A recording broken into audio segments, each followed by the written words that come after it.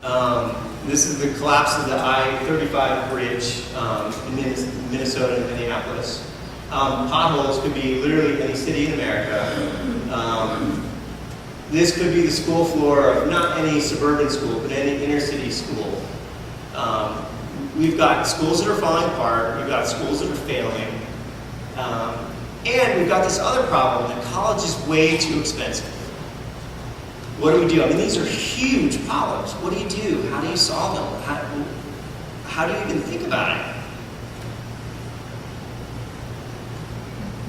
Lots of folks have talked about national service. The Corporation for National Service has done some really incredible things, and they've involved hundreds of thousands of participants, and they have very loyal alumni. So we've proved that this can work. We've also seen that paying for college is getting harder and harder as the costs of college go up by about 12% a year. I mean, these are staggering costs that just overwhelm a lot of families' ability to pay for it. And schools are trying to help, the federal government's trying to help, some state governments are trying to help, but it's a fairly overwhelming problem.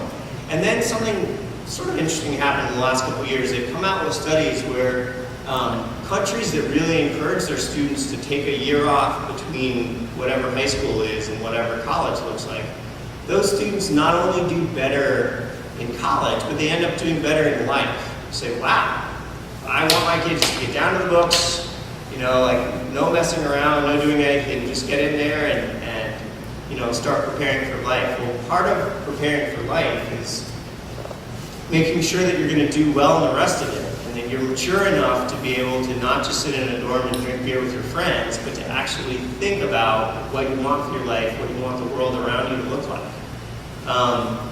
So I have a chapter in the book about national service, and starting it out as a voluntary program, and then as you get more and more success, build that over the next 5 years or so into a mandatory program where it's expected everyone does that. If you don't want to do national service, you can go in the Peace Corps. You don't want to do the Peace Corps, you can head to the military. But the idea is that all the little potholes, figurative and literal potholes that are there, don't have to exist.